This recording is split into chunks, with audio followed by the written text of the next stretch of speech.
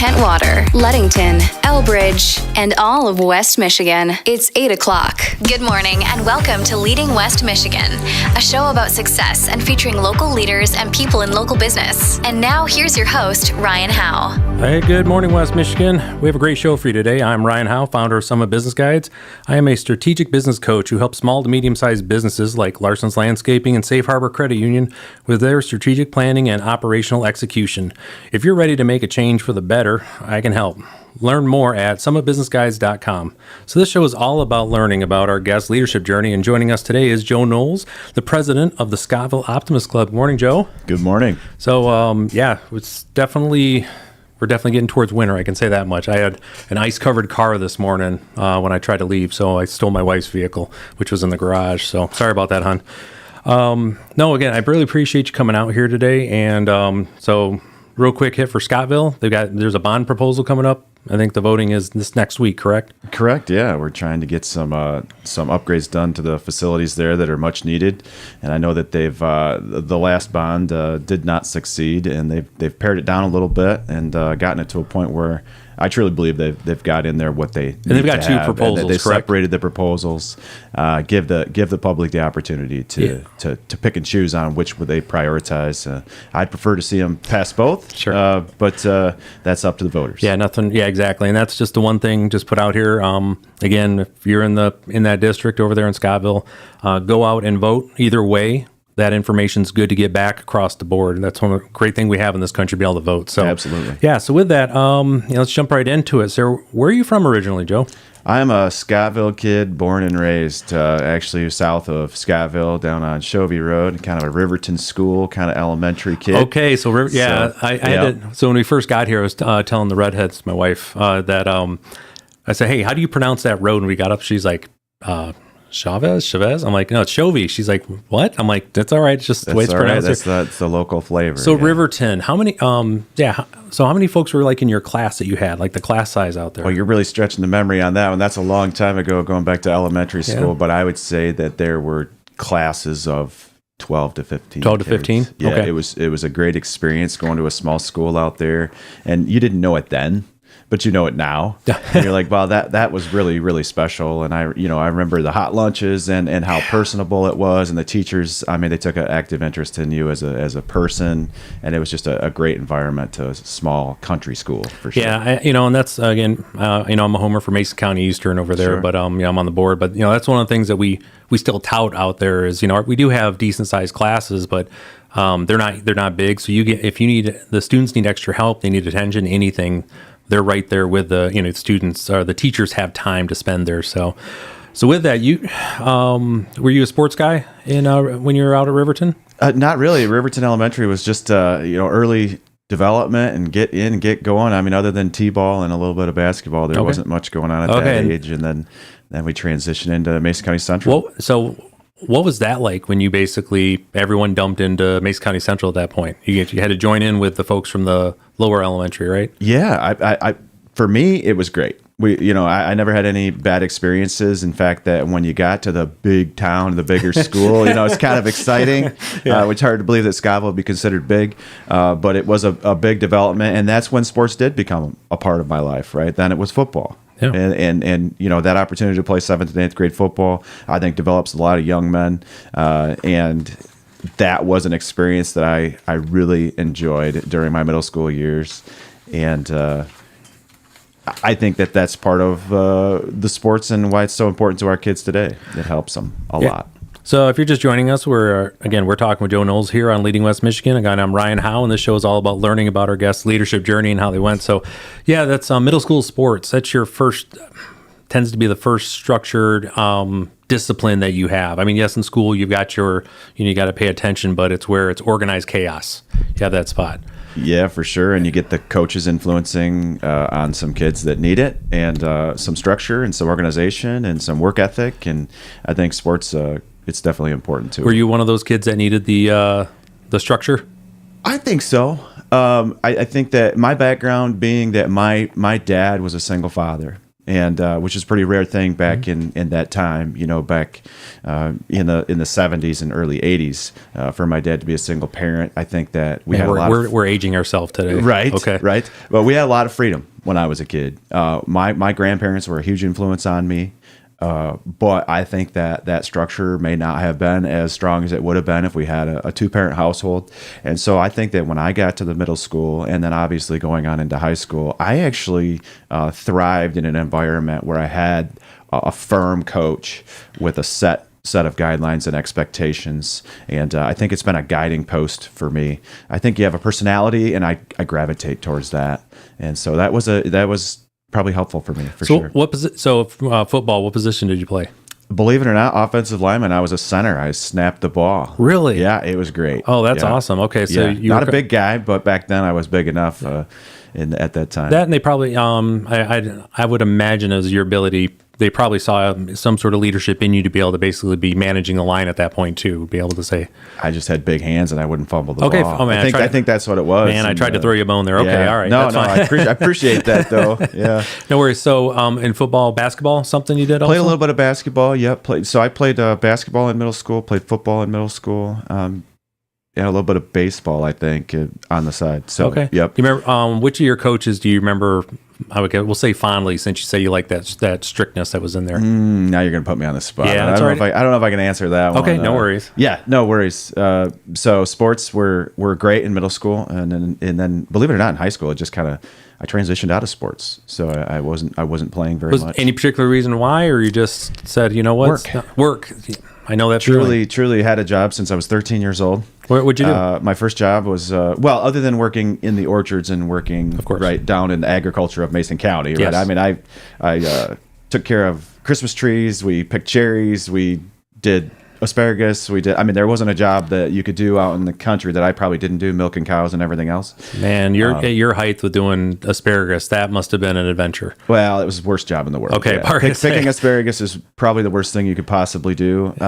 It was brutal. Early mornings, terrible on the back, so on and so forth. But anyway, so outside of that, the first job was Schoenberger's Market. I was 13 years old, I think, when Schoenberger's hired me in to bag groceries. Okay, that's when I started. I started at 13 and a half. I was almost 14 when I started at Bonser's for bagging groceries too. Yeah. So I'd have to run down to Schoenberger's every now and again to get stuff. So Schoenberger's was right on, for those that don't know, was right in downtown South Main Street. Yeah. So you started bagging there. Stock Boy, I'm assuming, also had some of those stuff. Yep.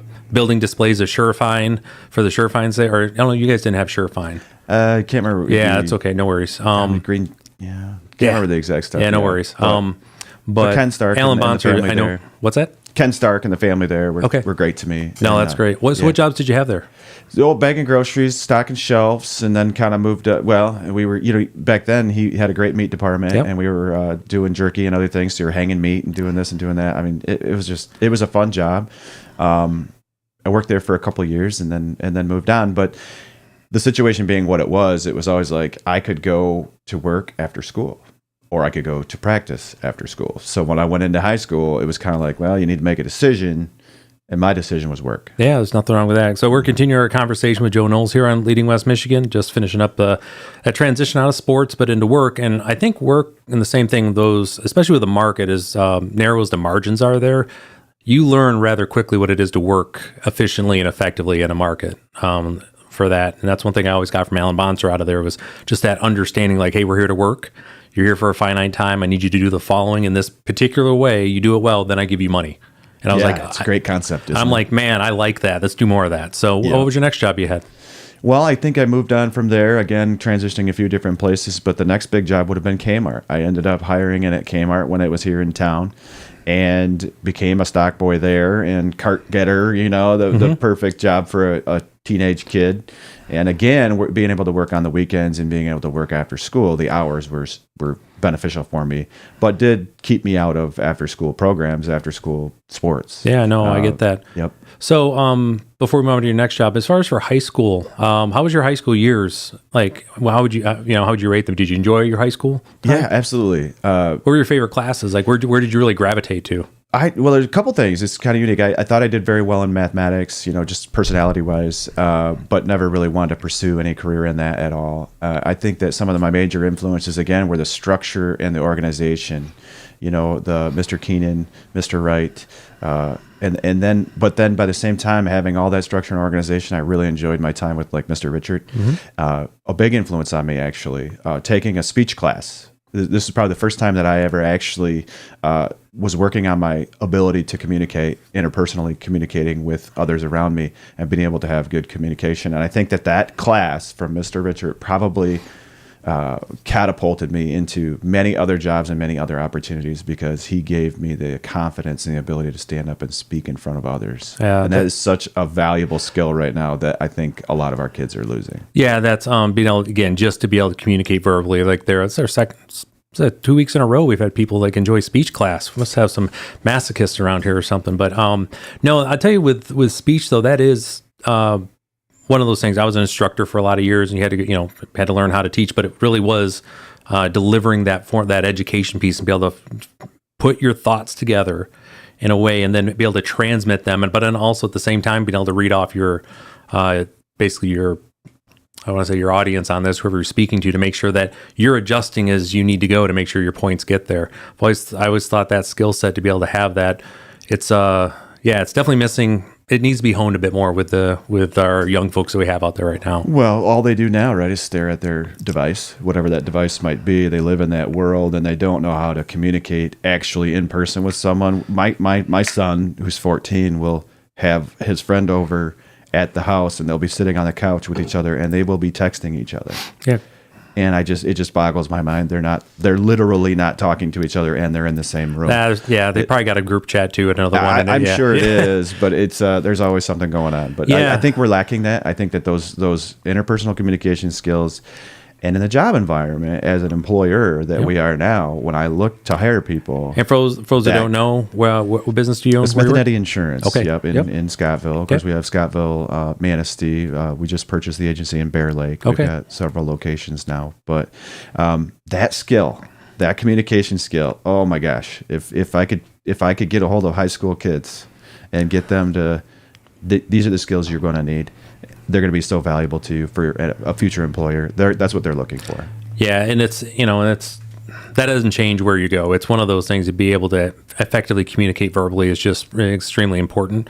I will give a bit of a reprieve to the young folks there. Internet had just started showing up when I was in, I want to say, junior high. Junior high, we started getting over there, and I much preferred rather just spending my time on there, on the chat rooms, and learning from people around basically around the globe and everything. But we didn't have it in our hand. And I think that was the main difference. Like, if it was internet time, you were sitting and that was understood. But once you're away, you're finding your friends, you're off going doing something. So I can definitely see that. So, speech class, any other classes that you liked out of there? Or? Well, PE and fun stuff like that with Mr. Shriver and everybody else. I think I'm just like every other boy, teenager, right? I love to run and jump and play and do sports, but and math was probably a strong suit for me. And then I really enjoyed the opportunities to work with speech. And gotcha, great.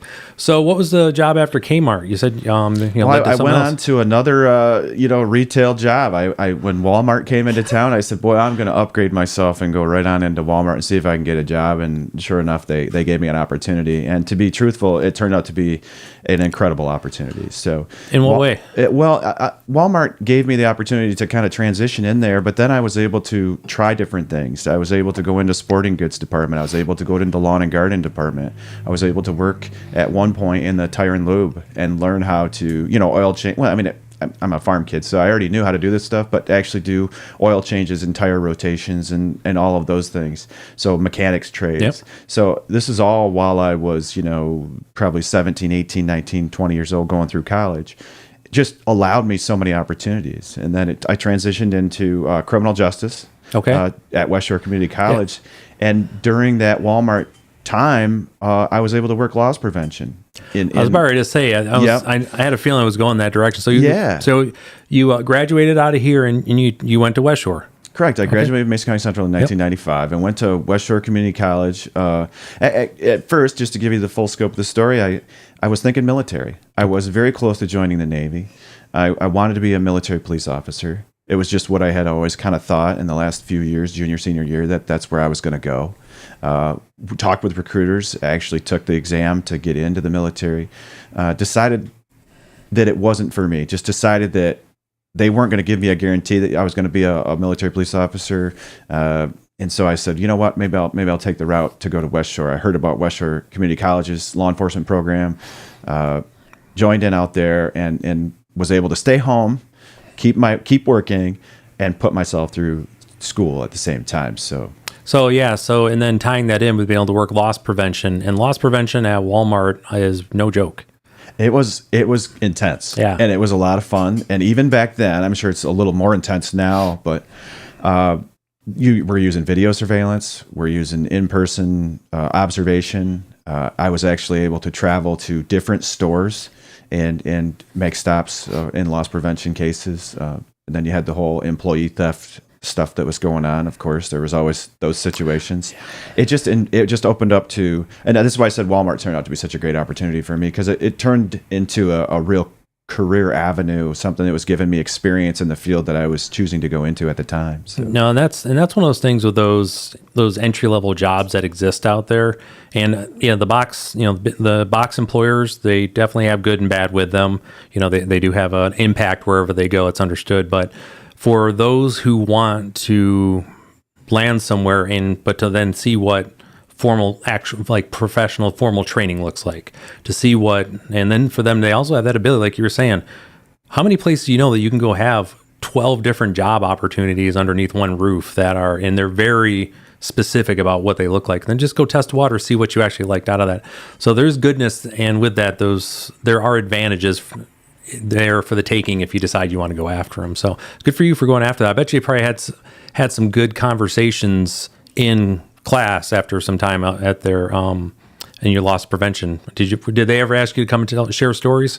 Well, we did. I always tell stories, and most of the instructors out there were sheriff's officers or retired, and so I would tell them what happened that weekend. When I went down to Fremont and I busted a couple of guys trying to steal a computer or whatever, and it was always a good conversation to have, and it was sure made class a lot of fun. I probably brought back some memories for them of having to report back down to what, because you do see that time to time. It's depending on the time of day. You're going to unfortunately see police officers down at Walmart, different areas there. That's for sure. Yeah. It's a thing. And then the employee theft, that's one where a lot of folks, they don't put two and two together on that, but the loss prevention, that Target they just had their earnings release a little while ago, and that was one of their actual employees.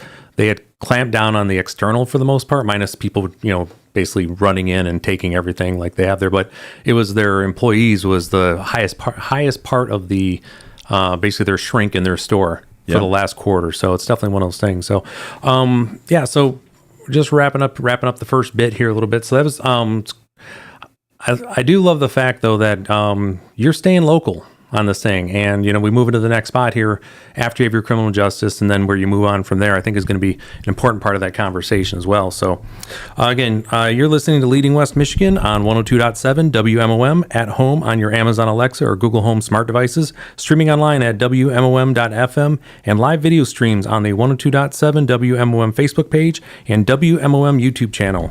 So let's take our first break, and when we return, let's talk about life after Walmart.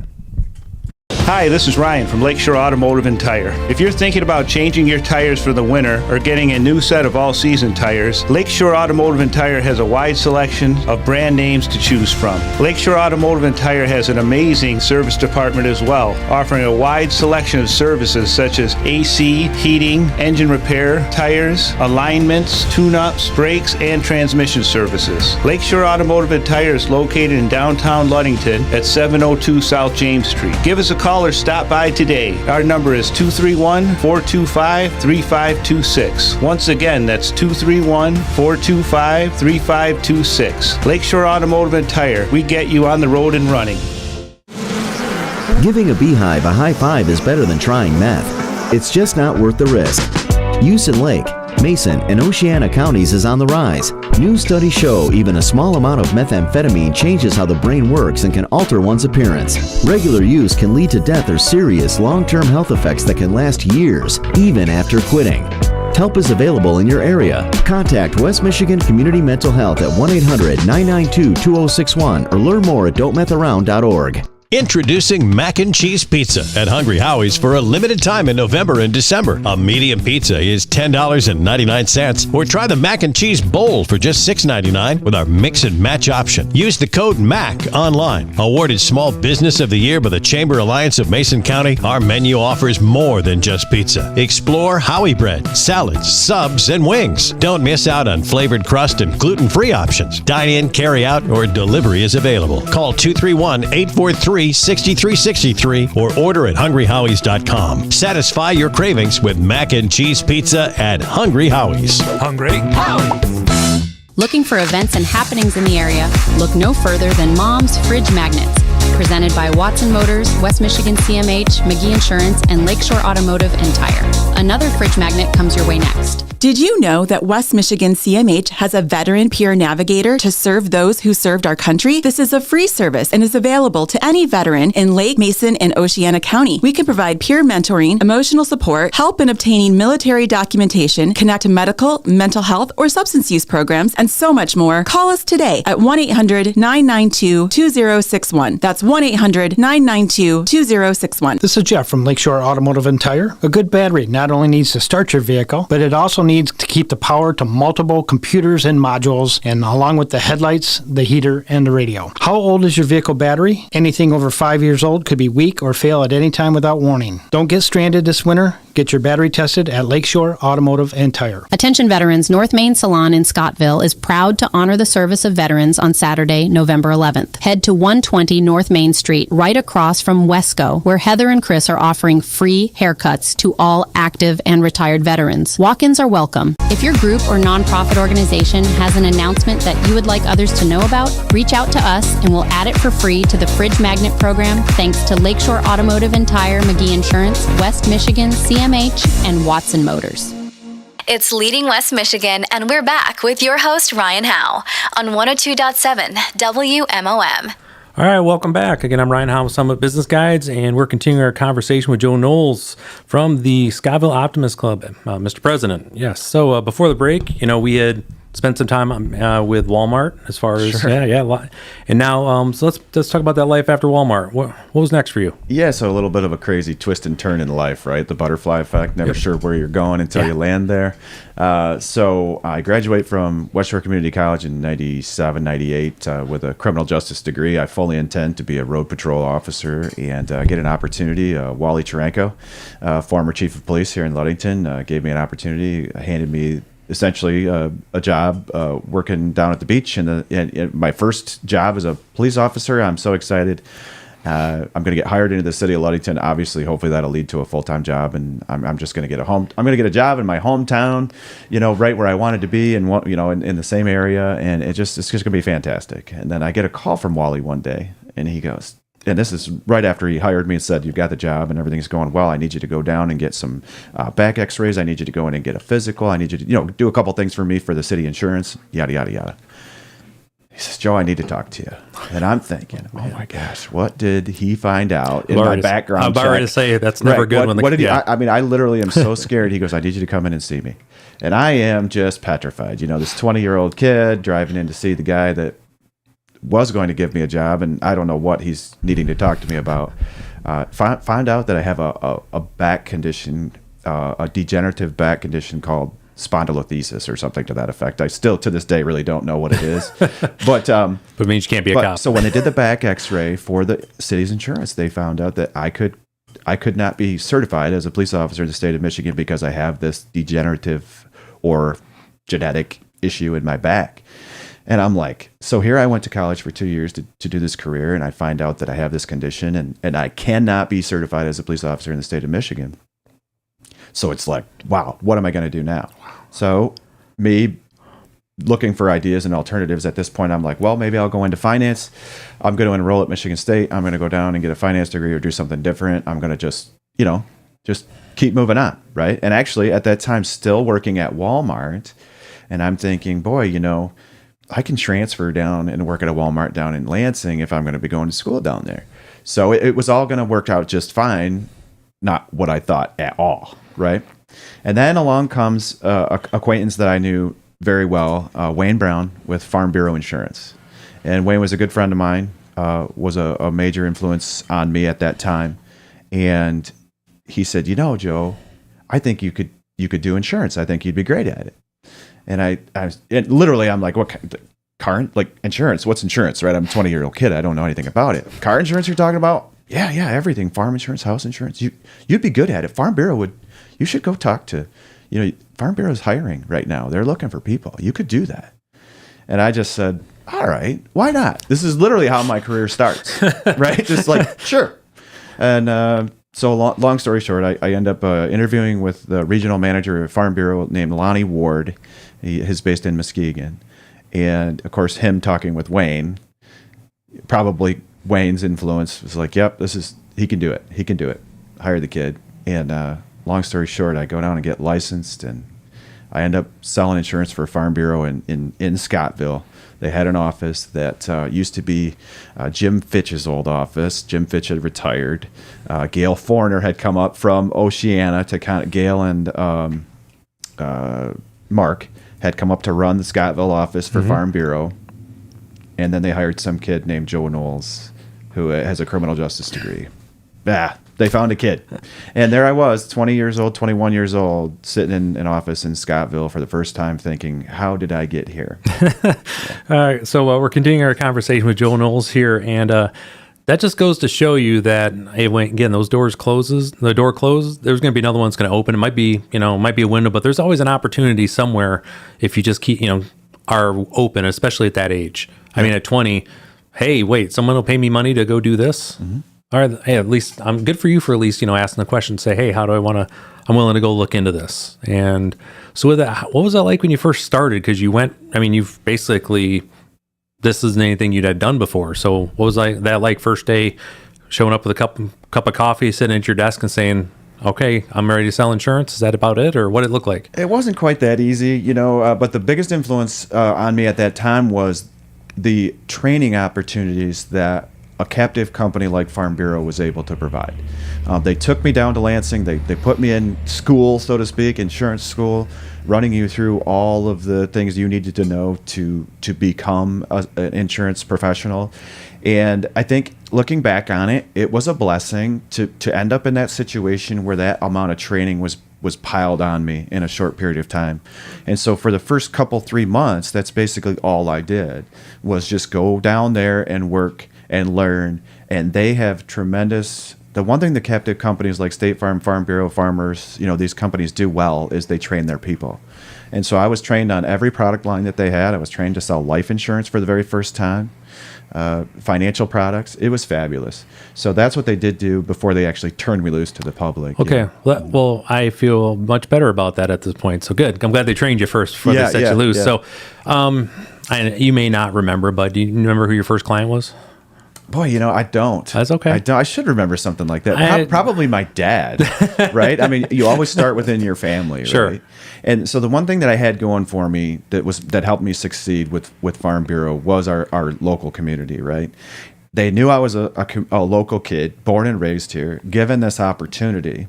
And when you start with Farm Bureau, you have to make a list of 300 people that you can walk up to and say, I'm Joe, and you know who I am. They saw the demographics here, right? Right. Okay. So but I had created this list of folks that either, my dad knew, I knew, we went to church with, had gone to school with, a bunch of teachers, and I had this list.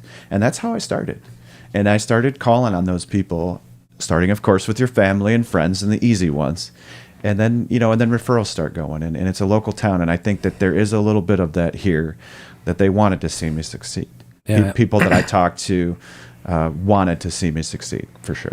Yeah, and that's the one of my favorite parts about this again, this area is we do have a bit of a moat around here. We try to take care of our own first, and with that though, we're also welcome to folks that want to be hey, if you want to give back and join in what we have here, we're pretty welcoming when it comes to that. However, we like to take care of our own first on that. So I have no doubt that was your experience, and again, everything you said so far, you've had this. When I'm trying to piece together kind of what your journey's been at this point, it's been, here's opportunities. I know what I'm willing to try, what I want to do, but you have priorities also. Like, for instance, there's a lot of people, like kids, when they're in high school, they try to balance work and school, and then also sports. They try to get all these things. And you say something, I believe you said, I probably can only do 2 of these 3. So sports is going to have to go, so I can make sure I take, I'm able to be serious about the 2 that I feel are going to be important for me. Again, in your case, going forward, is that kind of? Yeah, absolutely. Life is about choices, and I made the choice at that time to take the opportunities in front of me to have a job and have myself financially able to do the things I wanted to do. Yeah, absolutely. Yeah. And that's just that's part of growing up too. It's hey, and now I got to start making these other decisions. So. Got about a minute and a half left till this next break here, and so you're right. So where were you? You're right there in Scottville, correct? Yeah, right downtown Scottville, literally 102 South Main Street. Okay. And so we were there, and the opportunities come, and that's really where I took the first step into local leadership. Right, I was able to have good influence around me, get involved in the Optimist Club, and have some great business leaders in the community that encouraged me at that point, 23, 24, 25-year-old, to start getting involved. And so that's how I kicked off what you would call, all these involvement that I'm in with the community and different programs and trying to take a leadership role. I wasn't ready for it then, but that was when it started. No one's ready for these things either. That's we were talking a little bit before the show started about the importance that you have once for folks that are on boards and leadership positions. We have a responsibility to find younger, men and women and bring them onto these boards with the full understanding they're not necessarily going to be contributing members at the beginning, so they can start to learn and understand what it is to actually be on a board. And that's, as we mentioned, we're kind of at that age. It's our responsibility now to be looking at that. So. Again, you've been listening to Leading West Michigan on 102.7 WMOM, at home on your Amazon Alexa or Google Home smart devices, streaming online at WMOM.FM, and live video streams on the 102.7 WMOM Facebook page and WMOM YouTube channel. So let's take our next break, and when we get back, let's talk about what it was like. Again, you're there in Scottville as, unfortunately there was some closures that happened, and also being part of the leadership team there, along with the Optimists during that time frame. Sure.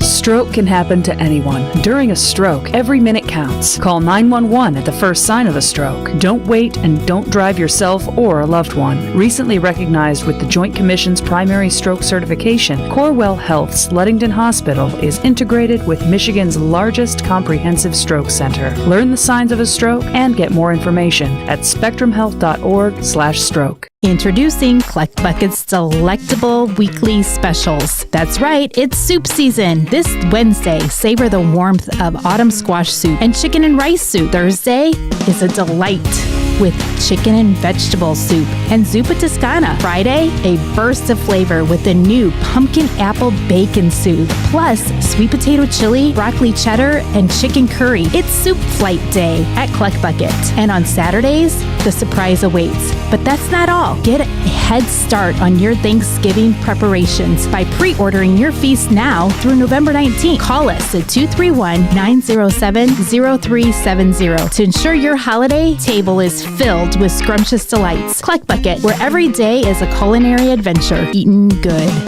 Dave's Apple Sale is back on at Renhack Orchards Market in Hart. Buy 3 bags, get the 4th bag of equal or lesser value free. You'll find more than a dozen varieties of apples. And you can mix and match for the sale. Dave's Honeycrisp apples are bursting with juice. Sweet Tango apples make your taste buds dance. Evercrisp apples are crunchy, juicy, and keep the longest. Or try Dave's Special Blends for apple pies and applesauce. You can sip complimentary hot spice cider while you browse the displays of local and Michigan-made foods, gifts, and gift baskets. Credit cards are welcome, and if you use your Bridge card, you'll get matching double-up Food Bucks tokens for fresh produce, up to $20 a day. At Red Hack Orchards Market in Hart, open 8 to 5, Monday through Saturday. Just take US 31 to Hart Exit 149 and go 1 mile east to 3731 West Polk Road in Hart. It's Leading West Michigan, and we're back with your host, Ryan Howe, on 102.7 WMOM.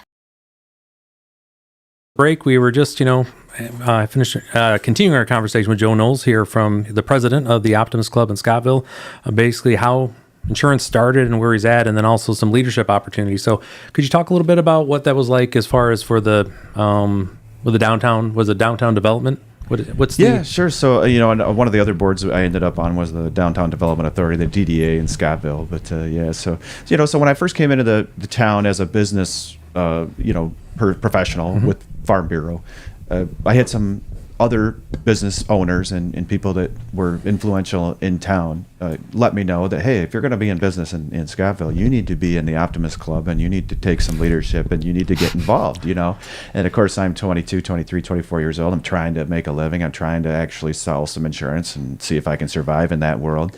And so it did take me a while. It took me 4 or 5, 6 years before I really started to actively get involved. But that started with the Optimist Club. It was the first thing I got involved in. So what was it about the Optimist Club besides the fact saying the Optimist Gestapo coming in and saying you need to be part of this? The biggest thing was every single event that was happening in Scottville, and every opportunity that was something fun in downtown Scottville, there were always Optimist people there. And the Optimist Club at that time, super strong, it still is, but obviously had more members then. And that influence of watching the positive impact of others in the community, how every time we had a concert in the park, or every time we had any type of an event in Scottville, whether it was the Old Harvest Festival or anything else, there were Optimist Club members there participating and actually leading that structure. So that's what got me into the Optimist Club. I was like, I really do want to be a part of that. And at first you start, you just kind of get in the door and you sit there in the back of the room and you keep quiet and you go to meetings, but you start to really absorb that and see what the Optimist Club is all about. And the Optimist Club is about supporting the youth in our community and being optimistic and hopeful and happy and cheerful. And who wouldn't want to be with an organization that's like that? No, that's absolutely correct. You mentioned about the youth this earlier this week with Rotary. Not to there'll be no fighting here. We're both on the same side here. Yeah. But we went down to Mason County Central, and I got to hand out dictionaries to the third graders. As for Rotarians, we give out dictionaries to third graders in the entire all of Mason County every year. So it was great just to go from class to class and do that. But again, to help the next generation to be goodness there. So, but with that, you talk about with the optimists. That's interesting.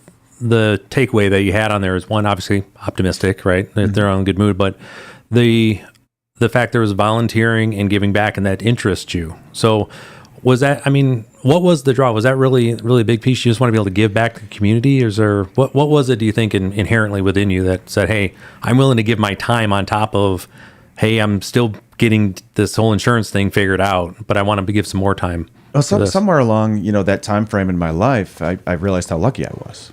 Okay, to have been raised in this community, to be here, to be given a total flip of what I was thinking I was going to do in terms of law enforcement, and ending up in a career in my hometown that I never would have thought. Meeting my wife and getting the opportunity to fall in love and really truly find happiness in marriage. And you start to realize, man, I got a lot going for me, and I need to give back. It doesn't matter if it's at church, it doesn't matter if it's in the community, or how I can do that. So I made a conscious decision to do that. And one of the other ways I was doing it at the time was I started sports officiating. Okay. I thought, man, I really want to get involved with the kids, and I want to stay involved in the community. And what better way to do that, to give back? Same situation. Joe, you'd be good at this. You should try that. Somebody along the line was guiding me down that path.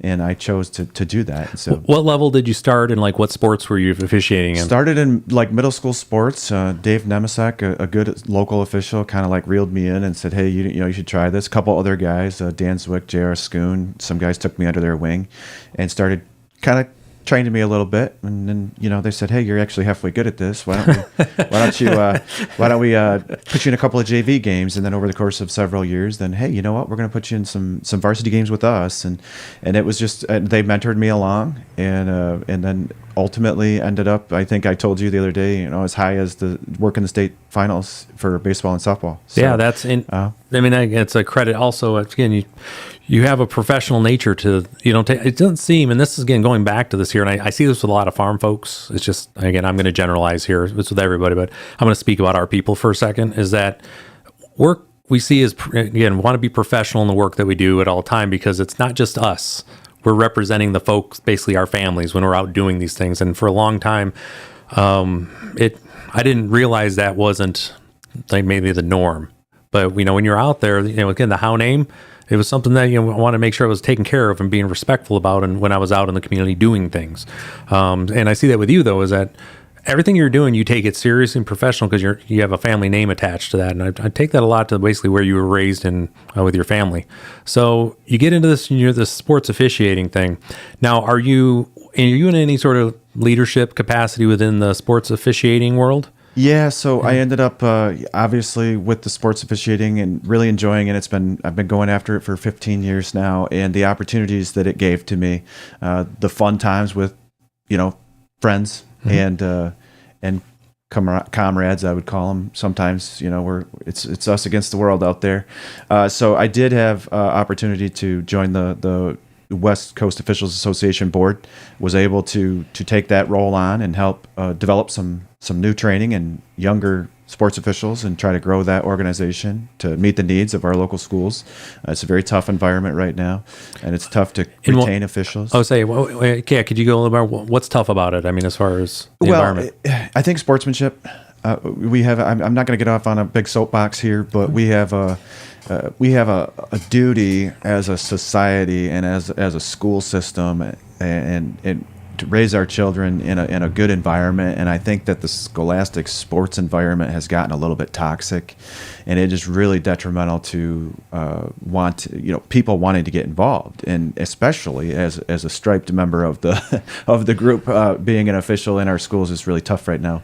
And I think that if I could make one call to our community, it is to the sports officials that are out there are the only ones that are there to do it. They're doing the absolute best that they can. They have no vested interest in who wins or loses that game. And I think we need to treat them with the utmost respect and just bite our tongue. And I, watching sports, have the same reaction. How could you make that? You're terrible. But you can't say that. And we need to get control of ourselves, get control of our fans, and have a little bit of respect for the sports officials that are there. And I would just call on everybody to do that, or we're going to lose them altogether. And our kids won't be playing sports. Yeah, and that's the thing. It's like with anything here, just the professional courtesy is the thing that I've always tried to put out to everyone.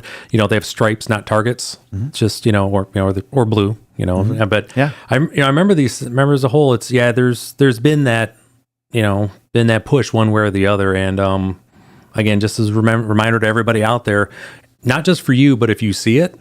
We need folks that are not the officials to stand up to say, hey, we don't do that here. We want to be in the crowd, supportive.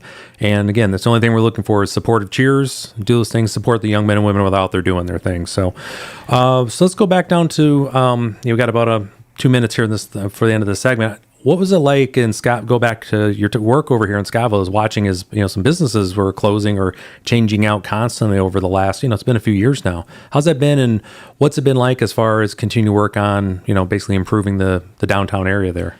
Yeah, so I mean, Scottville over the years, obviously with bypass coming in and some transitions with some of the big box stores that we talked about, really has hurt small businesses USA, and Scottville obviously falls into that. But I think there's a lot of positive development going on. Obviously, I got involved in the DDA, which is the Downtown Development Authority in Scottville.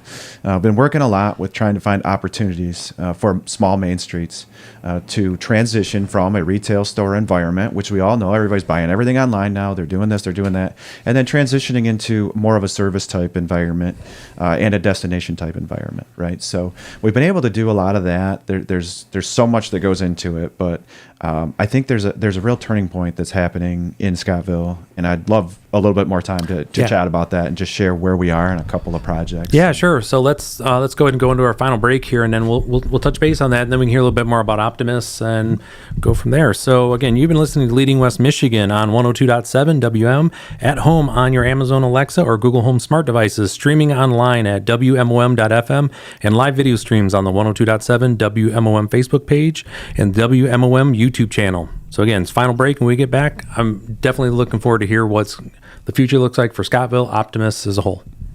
Happy fall from our hive to your home. Did you know that Sister Bees has some new, fabulous fall finds? Today we have been busy in the Sister Bees boutique, hand pouring our Harvest Beeswax candles. Handcrafted with a scent of clove and orange, it's the perfect way for your house to naturally smell like autumn. And fun fact, beeswax burns clean. And our cinnamon creamed honey is deliciously paired with a Michigan crisp apple for a naturally sweet treat. Come on in and have a free taste. We have new fall decor for your home or as a gift. Cozy blankets or even plum mead to enjoy around the campfire. So many new things to taste and see. Come check it out for yourself. This is one of our favorite times of the year. We're located on James Street, downtown Leadington. We're open Monday through Friday from noon until 5 and Saturday from 10 until 5.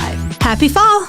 Do you enjoy refunds on ATM withdrawal fees, building savings automatically, no monthly maintenance fees, and free digital banking? Well, Safe Harbor Credit Union offers a free checking account that pays 5% APY on balances up to $15,000. You can open your account within minutes. Innovative checking built on traditional values. Free Kasasa Cash rewards you for supporting your community. Some key features include high dividends, refunds on ATM withdrawal fees, no monthly maintenance fees, and no minimum balance requirements. To learn more, check out our website at safeharborcu.org or come visit us at our office at 5511 US 10. Member, owner, neighbor. Here, you're one and the same. Safe Harbor Credit Union. 'Tis the season to dazzle and delight, and there's no better place than the Cedar Chest Consignment Shop. Hi, it's Natalie, and if you're looking for that perfect holiday outfit, you've come to the right place. From elegant party attire to cozy outerwear, there's something for everyone. Whether it's sparkles for a holiday party or a warm coat for a winter stroll, you'll find it at the Cedar Chest. And let's not forget those scrumptious holiday feasts. Indulge without a worry with a selection of comfy, stretchy pants and tops. Still not sure what to get for that special someone? Cedar Chest gift certificates are the perfect solution. Let them choose from a wide array of attire and treasures for the home. Come on down to the Cedar Chest Consignment Shop, where holiday magic meets affordable elegance. Open Monday through Saturday from 11 to 6. Dress your best for less at the Cedar Chest in beautiful downtown Leadington. It's another way to increase the awareness of your events and happenings. It's Mom's Fridge Magnets, presented by Watson Motors, West Michigan CMH, McGee Insurance, and Lakeshore Automotive and Tire. Another fridge magnet comes your way next. Hi, this is Lori at West Michigan CMH. We believe that every person has the potential to renew, rebuild, recover. We honor and respect the uniqueness and diversity for all people. Let us help you live your best life. Call us today at 1-800-992-2061. That's 1-800-992-2061. This is Jeff from Lakeshore Automotive and Tire. A good battery not only needs to start your vehicle, but it also needs to keep the power to multiple computers and modules, and along with the headlights, the heater, and the radio. How old is your vehicle battery? Anything over 5 years old could be weak or fail at any time without warning. Don't get stranded this winter. Get your battery tested at Lakeshore Automotive and Tire. Come to Ludington Center for the Arts at 107 South Harrison Street on Sunday, November 19th from 1 p.m. to 4 p.m. for oil painting with Justin David Gustafson. All materials are supplied. No experience is needed. Come learn a new skill and have some fun. If your group or nonprofit organization has an announcement that you would like others to know about, reach out to us and we'll add it for free to the Fridge Magnet program thanks to Lakeshore Automotive and Tire, McGee Insurance, West Michigan, CMH, and Watson Motors. It's Leading West Michigan, and we're back with your host, Ryan Howe, on 102.7 WMOM. All right, welcome back. Again, I'm Ryan Howe, and we're on to our final segment with Joe Knowles of the Scottville Optimist Club. So with this kind of just turn it over to you here a little bit. What would you like to talk about again and cover as far as you talk about the downtown or with Optimist? What's going on in Scottville? What's the future look like? Yeah, Scottville has got a lot going on. There's a big transition there. I think I wouldn't say you hit a bottom, but you end up in a bowl where you have some buildings that are not being maintained. You have some businesses that have left town, whether that's Schoenberger's or Nichols or other pillars of the community. But you also see some reinvestment now. You see, Smith & Eddy Insurance. We built a brand new building there 10 years ago or so. You see some Dollar Generals moving around and putting. They got the new market they're putting in. That's going to be great. Yeah, and whatever we think about the chain store of a Dollar General, what the beauty of it is we took down an old dilapidated old building in the old Healy building, and we've now put up a brand new building. And ultimately, that's what you need for development's sake. And then when it comes to downtown, I think that what people have to understand is the transition you're going through. You're no longer just a storefront for small retail shops. What you essentially are going to be is a destination for either restaurants or services that are being provided. I look at Skolton's Plumbing as a perfect example of what can happen in downtown Scottville or other small towns. They buy the building, they renovate the building, they actually have a service business that is housed out of that building. And so their revenue is not generated by a retail storefront, somebody walking in buying something. They're actually servicing the community that they live in. That's how they make their money. They use it as their main hub of operations and shop and office space. And then above that space downtown, there's an apartment that's going in. And that apartment also helps sustain the building in terms of its own, cash flow, so that the owner of the building can then keep the building up and maintain the building. That is the business model that I think is really being developed in downtown Scottville and other small towns across the country. And we see State and Main in Scottville, same scenario. Lisa Cooper, she's done such a good job with that building. Yes, the building is now maintained. It's beautiful. She's got an office space downstairs. It's being utilized, but the financial support of the building is the actual rental of the apartment upstairs, and that also brings more people downtown, so we can have a coffee shop or we can have other opportunities to a little deli or do things and support other businesses in town. It's a great business model. Yeah, no, and then also Optimist, you guys meet in her building as well, correct? In State Main. I remember seeing the sign up there for Optimist. That's well, that transitions into the big discussion about the Scottville community park and talk building. About that. So what's going on with Optimist Club? And I've actually want to just, people say, well, Scottville Optimist Club closed. There's no more Scottville Optimist Club. That couldn't be further from the truth. The club is strong. Actually, we picked up 5 new members this year. We're actually strong from a membership and a fundraising and all of that. So the Optimist Club is wonderful. But what the Optimist Club did was they sold the building that was the former Optimist building to the Scottville DDA, and the Scottville's DDA vision is a community center. That has always been the center hub of everything that goes on in Scottville anyway. That's movies in the parks, that's clown band show, concerts, that's, every hosted event. Every wedding reception I think I ever went to. We all went to 8th grade dances, right, down at the Optimist building. So that building is crucial to what the Downtown Development Authority wants for our downtown businesses, which is 300 people coming to town every weekend to go to an event at that venue. 300 people in downtown Scottville helps feed every business that we have downtown. So the DDA made the choice to purchase the building and undertake the community center project. So that baby's been going on for 5 years, and those of you that know me, I'm obviously passionate about it. You can probably tell I perked up a little bit. Yeah. But what we have going on is a community center. We're going to renovate the building. The building will become what it was before, an event venue. Okay, for all things local and others. We're going to open up that west wall to the outside park. The park is going to be renovated, ADA compliant. We're going to renovate the band shell. We're going to redo everything out there to make it a beautiful park. And we're going to put in a sculpture that we've been talking about for 8 years. Okay, we're going to get on the Mason County Sculpture Trail. We have a contract that we've entered into with Dave Cronk, Harold Cronk, to build us a very unique to Scottville hometown sculpture. It's going to be absolutely fabulous. That sculpture is going to be a couple years out, but the park renovations, exterior park renovations, should begin next year. Fingers crossed, people. We should begin next year. And then in the building renovations are going to start, hopefully some next year, maybe the following year. These projects take time, but that community center for Scottville is going to be absolutely vital to our long-term development of the city and redevelopment of downtown. No, and that's, again, those green spaces.